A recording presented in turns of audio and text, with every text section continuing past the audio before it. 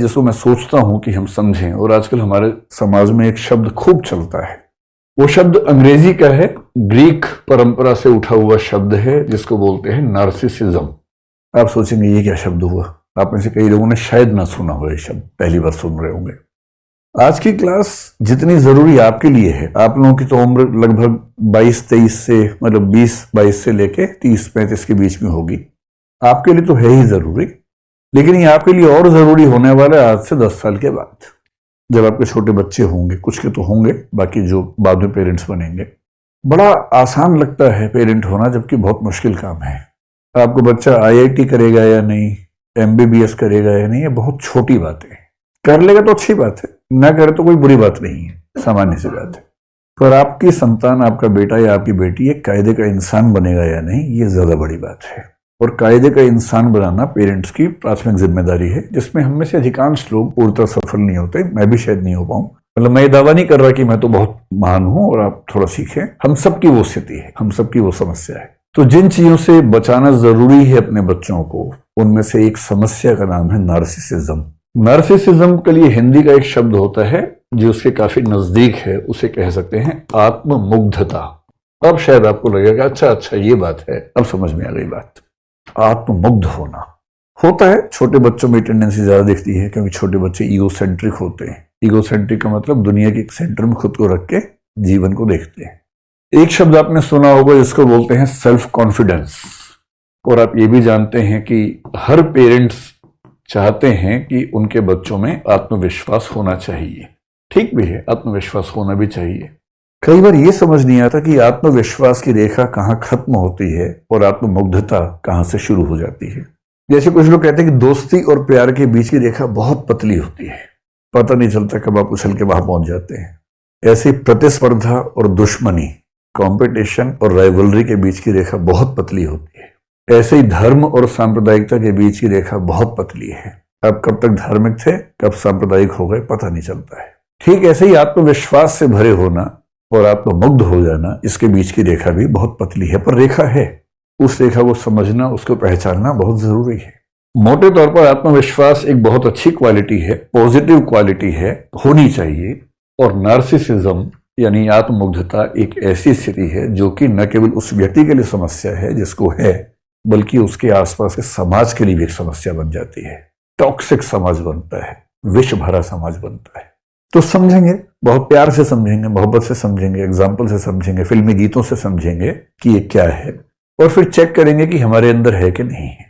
मतलब मनोविज्ञान पढ़ते हुए एक सामान्य टेम्परामेंट क्या होता है कि मैं तो ठीक हूं, बाकियों के अंदर है इस प्रॉब्लम। और मजे की बात है, बाद में समझ में आता है कि नहीं, मैं भी ठीक नहीं हूं, मेरे अंदर भी है। तो शब्द को लेकर तनाव मत लीजिएगा, ये शब्द कहां से आया, मैं अभी आपको इसकी पूरी कहानी समझाऊंगा, फिर आप समझ जाएंगे कि इतना मुश्किल शब्द क्यों बनाया गया। इसके पीछे कहानी है, रोचक कहानी है। उसमें आने से पहले पिछले 30-40 साल में दुनिया भर में, विशेष रूप से पश्चिम में, देखा गया है कि नार्सिसिज्म यानी आत्ममुग्धता की टेंडेंसी बहुत बढ़ी है। ऐसे सर्वे हुए, और मैं हवाई बात करने से बचता हूं, मैं तो जो मेडिकल साइंस के सर्वेज हैं, साइकोलॉजी की एसोसिएशन के सर्वेज हैं, उनके बेस से बात करता हूं। एक सर्वे ने बताया कि 1962 और 1990 के बीच में अंतर यह है अमेरिका में कि 1962 में 12% किशोर बच्चों में, एडोलेसेंट बच्चों में ये टेंडेंसी देखी गई थी, और ये टेंडेंसी 1990 के दशक में आते हैं तो लगभग 77 से 80% बच्चों में देखी जा रही है। 12% से 80% की बात कर रहा हूं मैं, 1-2% की बात नहीं कर रहा हूं। तो एक बड़ी समस्या तो है। भारतीय समाज में उतनी बड़ी समस्या कुछ लोग मानते कि नहीं है, लेकिन ये मानना पड़ेगा कि आज के समय में वो भी दिखना शुरू हुआ है। एग्जाम्पल से बात करते हैं, है ना, सैद्धांतिक बात क्यों करें। आत्ममुग्धता का एक लक्षण होता है व्यक्ति को ये लगने लगना कि उसके जैसा कोई नहीं, मैं इतनी सुंदर हूं, मैं क्या करूं क्या करूं। अब आप रिलेट कर पा रहे हैं? अगर आपके आसपास कोई ऐसे बोले मैं इतनी सुंदर हूं, मैं क्या करूं क्या करूं, उसको बोलना तुम्हें नार्सिसिस्टिक पर्सनैलिटी डिसऑर्डर है, NPD है, इलाज करवा लो अपना। कोई उससे भी एग्रेसिव हो जाता है कभी कभी, उसको लगता है कि उसके बिना दुनिया चल ही नहीं सकती, मैं नहीं तो कौन बे। कुछ दिन पहले कोई रैपर है, मैं जानता नहीं, मैं रैप सॉन्ग सुनता नहीं हूं, तो कोई लड़की है, वो मैं नहीं तो कौन बे गा रही थी। कुछ लोगों ने मेरा एक वीडियो साथ में चिपका दिया उसके। मैं क्लास में हंसी मजाक में एक शेर बता रहा हूं बच्चों को तू नहीं कोई और सही, कोई और नहीं कोई और सही, बहुत लंबी है ज़मीं मिलेंगे लाख हंसी इस जमाने में सनम तू अकेली तो नहीं। तो लोगों ने इस तरह चलाया कि मैं उसको जवाब, मैं तो जानता भी नहीं उसको कौन है जबरदस्ती लोगों ने कर दिया। पर ये दोनों ही लक्षण नार्सिसिज्म के हैं। अगर कोई कहे मैं नहीं तो कौन बे, तो क्या बोलना है, इलाज करवा लो। किस चीज का? नार्सिसिस्टिक पर्सनैलिटी डिसऑर्डर, एनपीडी बोलेंगे। और अगर कोई ये कहे तू नहीं कोई और सही, तो भी इलाज करवाना है, क्योंकि इस व्यक्ति को भी जरूरत से ज्यादा आत्मविश्वास अपने ऊपर हो गया है। जब इस तरह के वाक्य सुनने लगे आप, तो समझिए कि कुछ गड़बड़ है। अगर किसी को लगे कि मैं संविधान से ऊपर हूं, कानून से ऊपर हूं, सब मेरे सामने छोटे हैं, और वो कहे हम जहां खड़े होते हैं लाइन वहां से शुरू होती है। कालिया फिल्म में अमिताभ बच्चन जेल में कह रहा है, तो उसको क्या कहना है, तुम्हारी लाइन अलग है, वो मनोविज्ञान के रोगियों की लाइन है, वहां तुमसे ही लाइन शुरू होगी क्योंकि तुम्हारा इलाज होना है। ये तीसरा लक्षण है। कभी कभी किसी को लगता है कि इस पूरे ब्रह्मांड में मेरे जैसा कोई है नहीं, सब तो मेरे हाथों हो रहा है, मुझसे बड़ा कौन है। सेक्रेड गेम सीरीज में नवाजुद्दीन सिद्दीकी का एक डायलॉग आता है, कभी कभी तो लगता है कि अपुनिच भगवान है, अपुनिच भगवान है। और रोचक बात है कि नार्सिसिज्म के डिसऑर्डर को कुछ लोगों ने एक नाम दिया है, गॉड कॉम्प्लेक्स। जब किसी को लगने लगे कि वो भगवान है या भगवान जैसा है, भगवान के बाद नंबर 2 पे आता है, तो समझ लो कि सीवियर प्रॉब्लम में है, गंभीर किस्म का नार्सिसिज्म उसको है। तो कभी अगर आपको भी लगता हो कि अपुनिच भगवान है, तो इसका मतलब सीरियस बीमारी है, हल्के फुल्के नहीं, सीरियस है। आप लोग तो छोटे हैं, जब आप पैदा हुए थे उसके आसपास एक फिल्म आई थी हिंदी में, राम तेरी गंगा मैली, शायद आपने नाम सुना होगा। उसमें नायक नायिका को संबोधित करके एक गीत गा रहा है, और नार्सिसिज्म का इतना बड़ा लक्षण मैंने कभी नहीं देखा। वो क्या कह रहा है, मुझको देखोगे जहां तक, मुझको पाओगे वहां तक, रास्तों से कारवां तक, इस जहां से उस जहां तक, मैं ही मैं हूं, मैं ही मैं हूं, दूसरा कोई नहीं। यदि आपकी जिंदगी में ऐसा प्रेमी प्रेमिका आ जाए, तो सीधे लेके जाना है साइकेट्रिस्ट के पास। आपकी जिम्मेदारी बनती है। सच्चा प्रेम करते हैं तो उसका इलाज करवाइए, क्योंकि यदि आपने उसका इलाज नहीं करवाया तो वो आपका इलाज कर देगा। और जो नार्सिसिस्ट किस्म के दोस्त होते हैं, नार्सिसिस्ट किस्म के प्रेमी प्रेमिका होते हैं, पति पत्नी होते हैं, उनका लक्षण ये है, वो शुरुआत करते हैं लव बॉम्बिंग से। लव बॉम्बिंग मनोविज्ञान का एक कंसेप्ट है, लव बॉम्बिंग। प्यार की बमबारी कर देंगे आपके ऊपर, इतना ज्यादा मैसेज करेंगे, miss you, love you, like you, ये वो। 24 घंटे में कम से कम 500 मैसेज करते रहेंगे, और आप सोचेंगे कि इतना प्रेम करने वाला मनुष्य मुझे मिला है, ऐसा तो दुनिया में किसी को नहीं मिला। ये पहला फेज है, ये स्थायी नहीं है, ये सिर्फ पहला फेज है। वो दरअसल सिर्फ अपने आप से प्यार करता है, और इस समय आपको प्यार करने की वजह से वो अपने आप से प्यार कर पा रहा है। आप केवल एक टूल हैं जिसको हासिल करके उसको खुद से प्यार करने की वजह मिल गई है। और ऐसे व्यक्ति को जो अगला स्तर आता है, उसको गैस लाइटिंग बोलते हैं मनोविज्ञान में। गैस लाइटिंग शब्द आपने सुना या नहीं सुना पता नहीं। गैस लाइटिंग एक टर्म है, इसका मतलब ये होता है दूसरों को इतना छोटा करके साबित कर देना, इतना आरोप लगाना कि वो बेचारा अपनी सहजताओं को भी पाप समझने लगे, अपनी कमजोरी समझने लगे।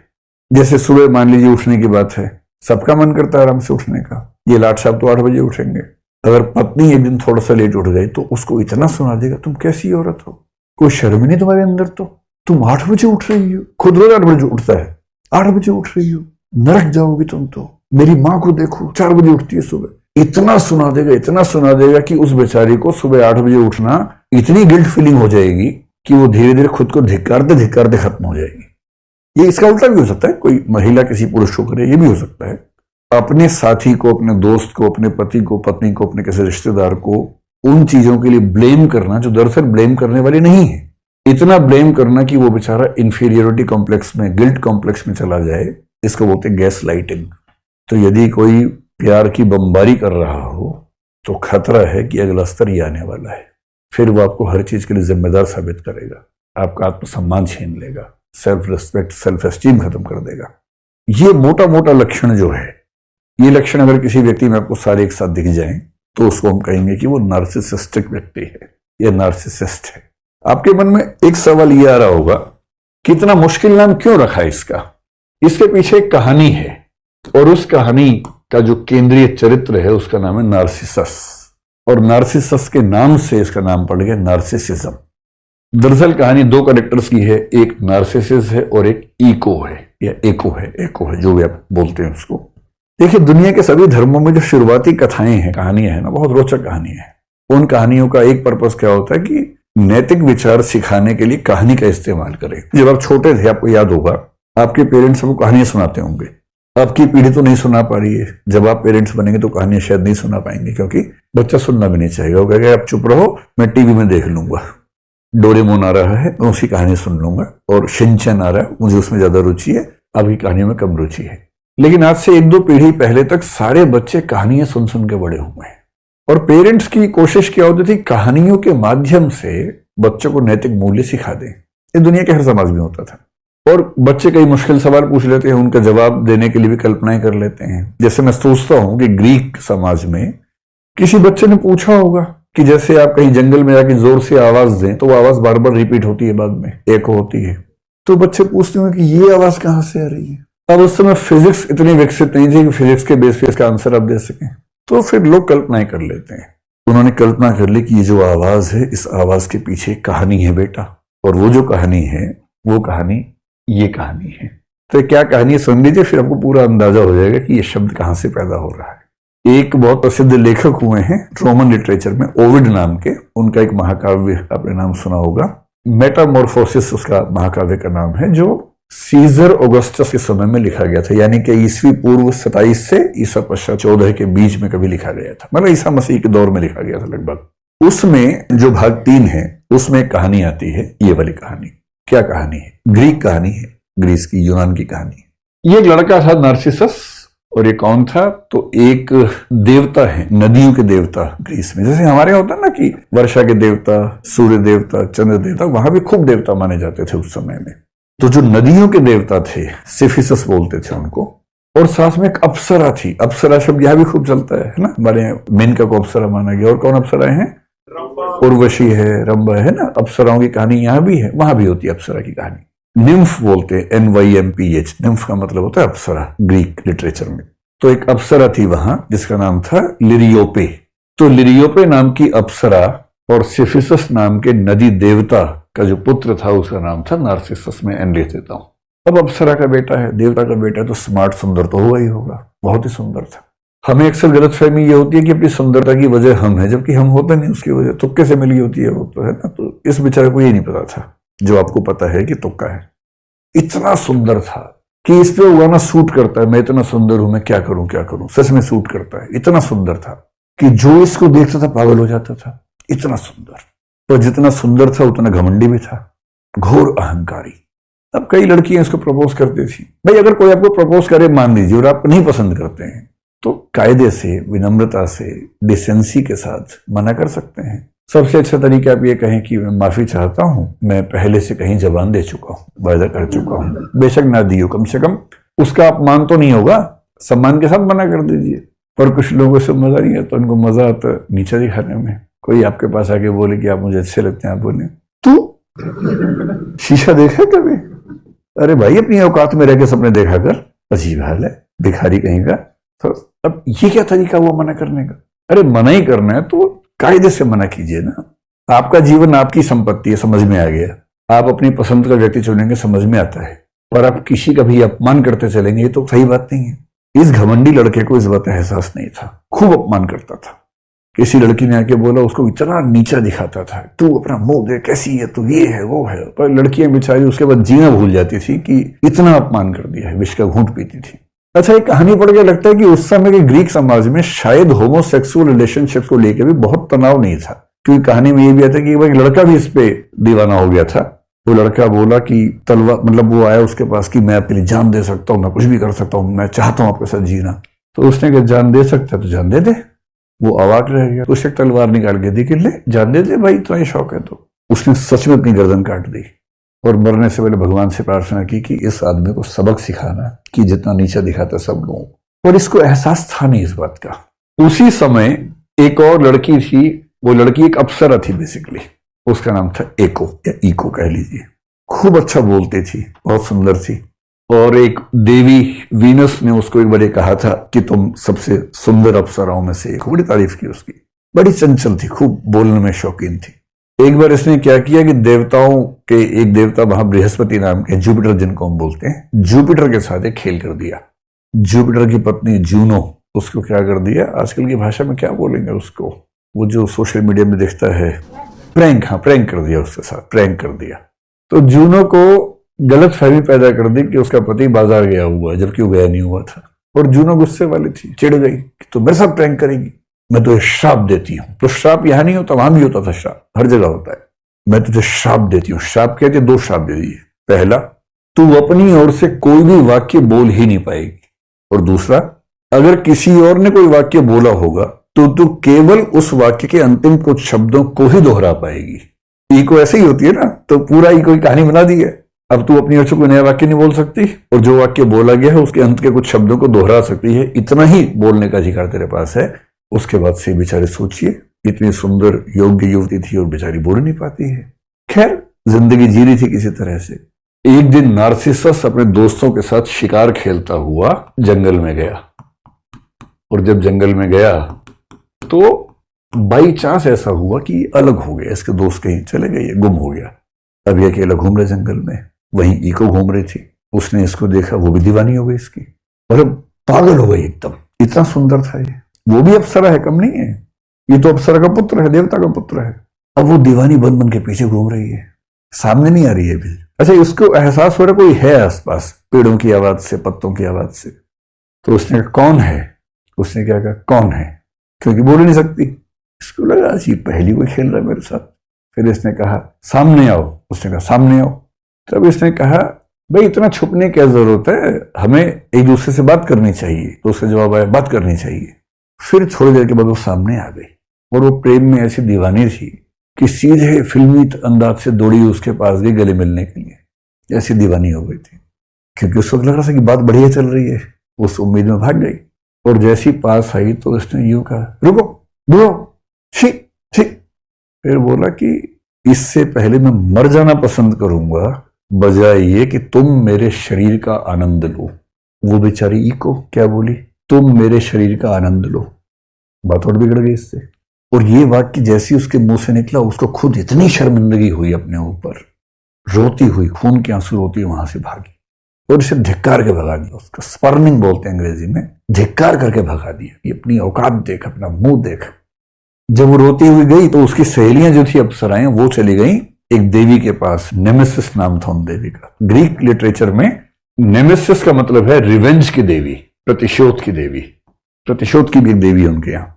ये सहेलियां गई, उनका कि देखो ये जो लड़का है ना बहुत बदतमीज है, इससे हमारी सहेली का दिल दुखाया है। पहले कितने लोगों का दिल दुखा चुका है, कितने लोग तो बेचारे जान दे चुके हैं इस चक्कर में, आप प्रतिशोध लो इससे। तो देवी ने कहा अच्छा ठीक है, इसका अकाउंट शुरू करते हैं। और फिर एक दिन ये फिर से शिकार करने गया, तो देवी ने एक जाल बुना इसके लिए, नेमेसिस ने। और इसको प्यास लगी बहुत जोर से। पानी ढूंढते ढूंढते जब आगे बढ़ा, वहां एक पूल था, तालाब समझ लीजिए, सुंदर सा तालाब था। पर तालाब इस तरह से बना हुआ था कि उसमें कुछ कदम रख के, मतलब तालाब समझ लीजिए कि इस तरह का तालाब था। ये संभव नहीं था कि अब इसमें 2 कदम चले जाएं, बहुत गहरा तालाब था। तो यहां लेट के फिर पानी निकालने की स्थिति थी ऐसे करके। तो ये पेट के बल लेटा नीचे से पानी निकालने के लिए, पीने के लिए, और जैसे ही लेटा इसको अपनी ही परछाई देखी पानी के अंदर। वैसे जब ये पैदा हुआ था एक साधु को बुलाया गया था, साधु से पूछा गया कि इस बच्चे का भविष्य क्या होगा। जैसे हमारे यहाँ होता था, वहां भी होता था, बच्चे का भविष्य क्या होगा। साधु ने कहा कि जब तक ये अपने आप को नहीं जानेगा तब तक इसका जीवन बहुत अच्छा रहेगा। जिस दिन इसने खुद को जान लिया मुश्किल हो जाएगा। और आज उसने पानी में अपने रिफ्लेक्शन को देख लिया। जैसी देखा ये खुद दीवाना हो गया। अच्छा, इसको ये नहीं पता था कि वो रिफ्लेक्शन है। उस समय तक विज्ञान उतना विकसित नहीं था कि समझ जाए कि रिफ्लेक्शन है। उसको लगा कोई और है, पानी के अंदर का देवता है शायद कोई। ये इतना पागल हो गया, जितनी पागल इको हुई थी इसके लिए उतना ही पागल हो गया। और सहेलियों ने यही कहा था कि इसको भी ये पीड़ा समझ में आनी चाहिए कि जब हम किसी से प्रेम करते हैं और वो जब हिकारत से बात करता है तो कैसा लगता है। अभी बेचारा उससे कह रहा तुम कौन हो दोस्त, जवाब ही नहीं दे रहा। मजे की बात है, एक लड़का एक लड़के से ही कह रहा है, और ग्रीक लिटरेचर में इस बात को लेकर तनाव नहीं है उस समय। ये फिर कह रहा है कि मैं तुमसे मिलना चाहता हूँ, जवाब ही नहीं दे रहा। खूब रिक्वेस्ट कर करके मर गया, जवाब ही नहीं आता था अंदर से। अब ने बोला कि अगर तूने मुझे जवाब नहीं दिया तो इस जीवन का लाभ ही क्या है। और पीछे पेड़ के पीछे खड़ी होकर सुन रही इको, उसको खुशी हो रही है कि आज इसको समझ में आई बात। और अंत में इसने तय किया कि अगर मैं इसके साथ जीवन नहीं गुजार सकता हूं तो ये जीवन बेकार है, और उसने अपने जीवन को समाप्त कर लिया। और अंतिम वाक्य क्या बोला, अलविदा, फेयरवेल। और पीछे से ईको ने क्या कहा? अलविदा। ये खत्म हो गया, आत्ममुग्धता में खत्म हो गया, अपनी ही सुंदरता को नहीं झेल पाया। ईको तो अप्सरा थी, तो शाश्वत थी, मॉर्टल नहीं थी, इमॉर्टल थी। लेकिन फिर एक कहानी बढ़ाई गई कि उसका शरीर खत्म हो गया, उसकी हड्डियां बन गई पत्थरों की तरह से, लेकिन उसकी आवाज बची रही। और आज भी दुनिया में जब कोई कुछ बोलता है तो पीछे कुछ शब्द रिपीट हो तो समझ लो कि ईको नाम की देवी वहां पर मौजूद है। यह है नार्सिसस नाम के बहुत सुंदर किंतु बहुत ही घमंडी आदमी की कहानी। और यह हमेशा ध्यान रखना है कि यदि आप 4 लोगों के साथ बदतमीजी से बात करते हैं तो कभी ना कभी कोई आपको भी मिलने वाला है।